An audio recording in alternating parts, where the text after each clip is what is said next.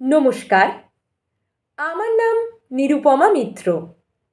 জাগরণ welfare association আয়োজিত online আবৃত্তি প্রতিযোগিতাতে আমি একজন প্রতিযোগিনী। আমার বিভাগ ঘ। আমার ঠিকানা খড়দহ, জেলা উত্তর ২৪ পরগনা। আজ আমার নিবেদন কবি জয় গোস্বামীর লেখা কবিতা মেঘ বলতে আপত্তি কি। মেঘ বলতে আপত্তি কি? বেশ, বলতে পারি। ছাদের ওপর মেঘ দাঁড়াতো ফুল পিসিমার বাড়ি। গ্রীষ্ম ছুটি চলছে তখন। তখন মানে কবে? আমার যদি ১৪, মেঘের ১৬-১৭ হবে। ছাদ থেকে হাতছানি দিত, ক্যারাম খেলবি আয়। সারা দুপুর কাহা তকার ক্যারাম খেলা যায়। সেই জন্যই জোচ্চুরি হয়। হ্যাঁ, জোচ্চুরি হতো। আমার যদি ১৪, মেঘের ১৫-১৬ মতো। ঘুরিয়ে দিতে জানতো খেলা শক্ত ঘুঁটি পেলে।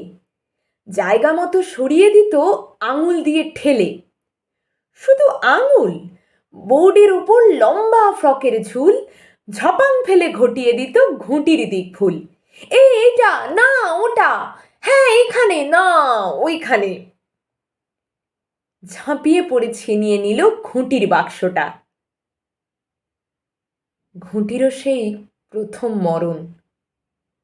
প্রথম মরা মানে বুঝবে শুধু তারাই যারা ক্যারাম খেলা জানে।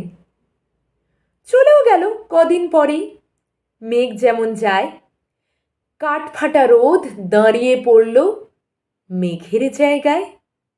খেলা শেখাও, খেলা শেখাও, হাঁ পিত্তেশ কাক। কলসিতে ঠোঁট ডুবিয়েছিল, জল তো পুড়ে খাক। খাক হওয়া সেই কলসি আবার পরের বছর জলে। ভরল কেমন তোমায়? ধ্যাৎ, সেসব কি কেউ বলে? আত্মীয় হয়, আত্মীয় হয়, আত্মীয় না ছাই। সত্যি করে বলো এবার, সব জানতে চাই। ২-১ ক্লাসের বয়স বেশি। গ্রীষ্ম ছুটি হলে ঘুরেও গেছে কয়েক বছর, এই জানে সকলে। আজকে দগ্ধ গ্রীষ্ম আমার, তোমায় বলতে পারি।